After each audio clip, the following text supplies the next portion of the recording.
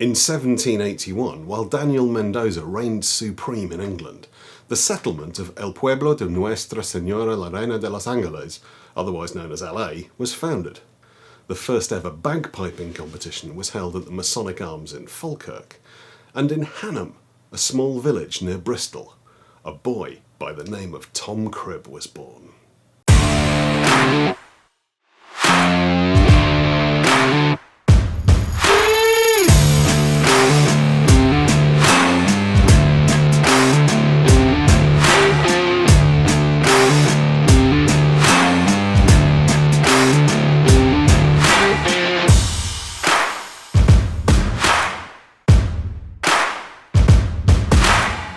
Thomas Cribb left home at the age of 14 to work in the family business hanging bells in London, but for whatever reason didn't stick with it for long. Soon after arriving in the capital, he took a job as a porter at the wharfs. It's hard to say whether he was unlucky or extremely lucky, because not long after starting there, he was involved in the first of two accidents that very nearly cost him his life. It was common practice to moor several boats at the wharf, one to the next, and so on, and the porters would simply step from one boat to the next while unloading. One day, the young Cribb slipped while stepping between barges, and fell into the narrow gap between them. A strong and stocky youth, he found himself wedged firmly between the boats, with his chest slowly being crushed. With the help of his colleagues, he managed to get out without serious injury, and was soon recovered and back at work. But not long afterwards, while attempting to move a large package of oranges, he underestimated its weight, slipped and fell, and the whole thing, some £500, landed on his chest. This put him out of work for some time, and he was literally coughing up blood for several days afterwards. The next we hear of him is as a serving member of His Majesty's Royal Navy, but whether he volunteered or was impressed into service, it's hard to say. There are only two things about his service in the Navy that we can be certain about. The first is that he left the Navy in 1804. The second is that is where he discovered a gift for fighting.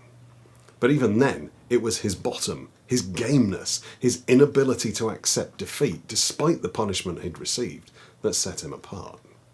In boxing, he found his true home, a sport and pastime in which he could excel. He very quickly became a well-established member of the community, acting as second or bottle holder to some of the biggest names of the day, including Henry Pearce, the game chicken, when he fought against Jem Belcher. He fought several times himself, but in his earlier days he wasn't considered to be particularly talented. His style was not impressive to watch. He simply wore his opponents down until they gave in. One of his first fights was against a man by the name of Nichols, a fight that he lost. But he scored wins against Maddox, Blake, and the interestingly named Ikey Pig. One of his closest supporters was the famous Bill Richmond, who acted as his second in the fight against Maddox. But as Cribb's reputation grew, the two became rivals. Richmond was well established and several decades older than Cribb, but he liked the fame he'd experienced, and still believed he was the match of any man. Seeing young Tom as an up-and-coming name who had his eye on the title, the challenge was issued.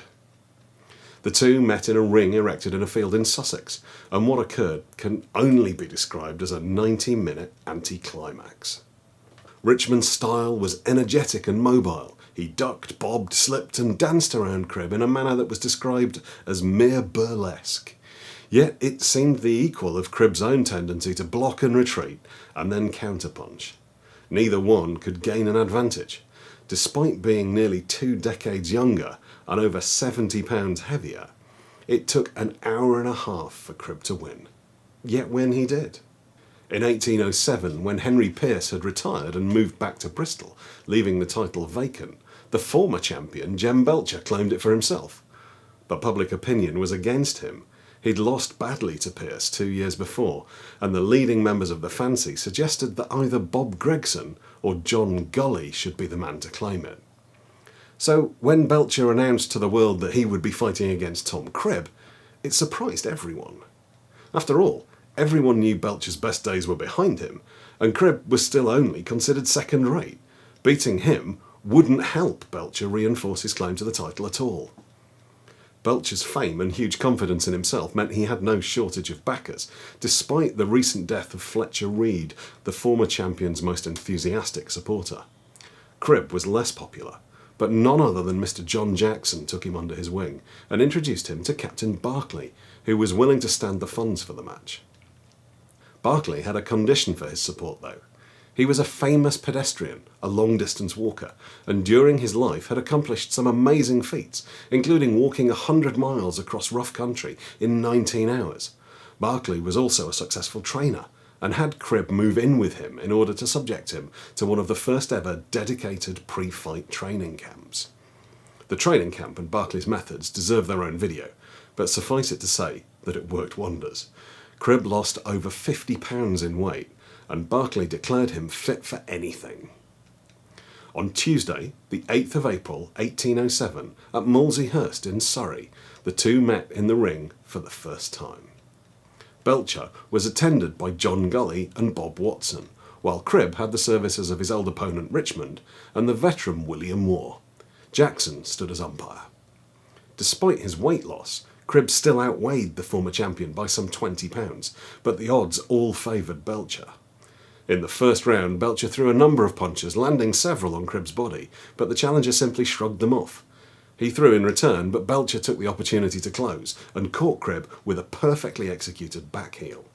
The crowd went wild to see Belcher back at his best, and the odds against Cribb lengthened. He was clearly outmatched, and it seemed Belcher could hit him at will. Even when Cribb managed to throw Belcher to the ground and land on top of him, it was Cribb who rose bleeding heavily from his nose. By the 16th round, Cribb had received a terrific mauling, yet still seemed as strong as ever. In the 18th round, Belcher caught Cribb perfectly and he dropped like a stone.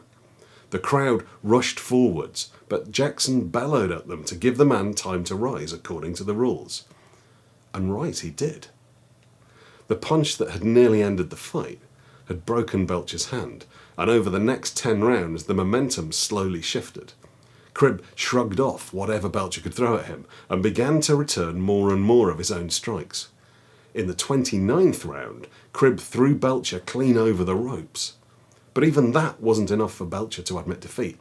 He knew he was the superior man and would not let Cribb beat him.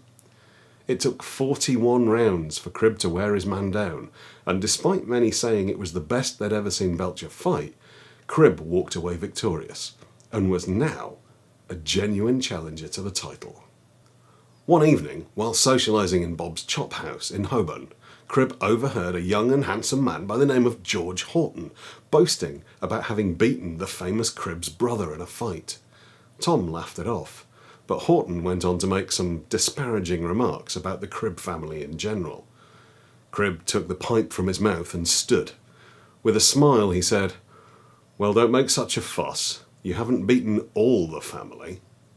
The drunk Horton replied that he both would and could, and he was willing to take on Cribb at any time. There and then he offered £100 a side to fight him. Cribb happened to be drinking with Captain Barclay, and so, after briefly checking with him, he agreed. At that point, it became clear that this was a setup, because Lord Somerset, another member of the fancy, immediately stood and offered to cover Horton's side of the deal. The second week of May was fixed as the date. However, the path to this fight was not to run quite so smoothly. The Marquis of Buckingham disapproved heavily of boxing, and on hearing that a fight was going to take place in the area of the country he had legal jurisdiction over, he determined to stop it. And despite the presence on the day of His Royal Highness the Duke of Sussex and Lord Byron, he very nearly did. On the morning of the 10th of May 1808, the town of Woburn in Buckinghamshire was filled with hundreds, if not thousands of people, all there to see the 3 fights scheduled for the day, when into the town rode the Marquis of Buckingham. He was accompanied by all the local magistrates, their constables, and the entire Dunstable yeomanry, with drums beating, colours flying, and sabres drawn. The fancy were all for going ahead regardless, on the assumption that with a royal prince in their number, the local magistrates could do nothing. But Buckingham was not to be cowed, and more volunteers were joining him all the time. He was convinced the law was on his side.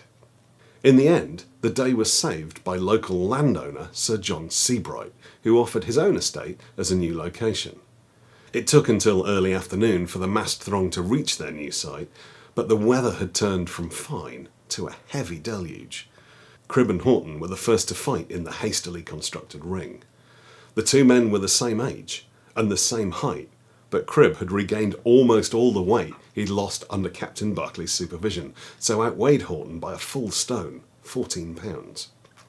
The pair entered the ring in the pouring rain in good spirits, seemingly in friendship, but Cribb was taking this fight more personally than any before. As they closed for the first time, he slammed a powerful blow into Horton's ribs and dropped him to the ground. Horton came back and soon caught Cribb with a stinger to the throat, but as Cribb had a tendency to do, he accepted the blow in order to return one of his own. He caught his opponent on the side of the head and dropped him again.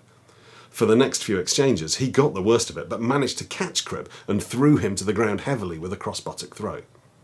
It became clear that what people had previously thought was Cribb moving slowly was simply well-chosen strikes timed to perfection. He continued to fight moving backwards, and Horton, mistaking this for genuine retreat, rushed in. In reply, he caught both of Cribb's fists, one after the other, full in the face. He staggered for a moment and fell, a helpless mass at his opponent's feet. He showed courage, though. He made it back up to scratch, but after fully 25 rounds, it had become such a one-sided affair that Horton's second threw in the sponge, and Cribb was declared the winner. On the same day, in the same ring, before the same crowd, John Gully, the man who everyone considered the champion in waiting, faced Gregson. The two fought hard, but it soon became clear Gregson was outclassed. Gully won cleanly in 27 rounds, yet before anyone had the chance to acclaim him champion, he immediately declared his intention to retire from fighting and settle to a life of business. The title was still vacant, and now only Gregson stood in Cribb's way.